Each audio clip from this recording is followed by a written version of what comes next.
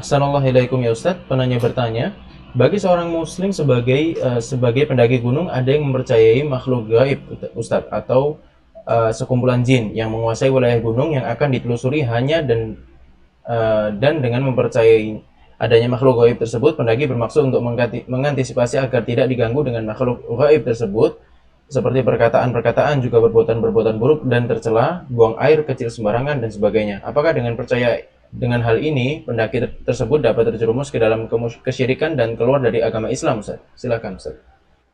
Iya, kalau kita mempercayai makhluk-makhluk gaib seperti jin dan semacamnya di tempat-tempat seperti gunung dan sebenarnya hal yang memang hal yang tidak bertentangan ya dengan apa yang diterangkan dalam syariat. Karena memang tempat-tempat yang jauh dari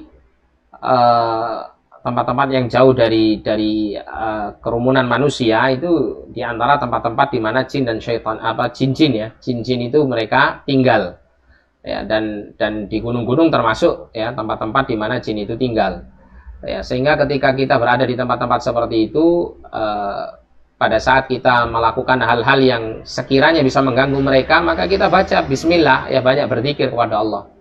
Oleh karena itu kita diperintahkan untuk mengucapkan ta'awud ya, a'udzu bikalimatillahi tammati min syarri ma khalaq, atau berzikir kepada Allah, atau ketika buang hajat atau buang air misalnya dia baca bismillah terlebih dahulu. Nah, ya, ini hal-hal yang diperintahkan dalam syariat untuk supaya ya seseorang itu mendapat perlindungan dari Allah Subhanahu wa taala dari gangguan-gangguan syaitan. Sekaligus juga sebagai peringatan bagi jin atau syaitan yang ada di satu tempat ya, yang kemudian manusia tidak melihatnya ya, sehingga ketika dia buang hajat atau sesuatu maka dia tidak mengganggu syaitan tersebut dengan dia memberikan peringatan dengan mengucapkan zikir kepada Allah Subhanahu wa taala dengan bismillah atau semacamnya ya. Tapi kalau seandainya orang tersebut kemudian ya ketakutan yang berlebihan sampai kemudian melakukan hal-hal yang menunjukkan penghinaan dirinya kepada jin, maka ini jelas bentuk kesyirikan, tidak boleh ya. Semisal dia ya maksudnya benar-benar menjaga perkataannya ya, bukan karena takut kepada Allah Subhanahu wa taala, karena takut dosa, enggak, tapi karena takut kualat misalnya ya, takut diganggu jin misalnya. Biasanya dia suka ngomong kotor terus lewat di tempat angker, takut dia tidak ngomong kotor, bukan karena takut kepada Allah, takut kepada jin. Ini termasuk bentuk ya takut yang diarahkan kepada selain Allah, bisa mengarah kepada kesyirikan ya. Maka tidak demikian ya.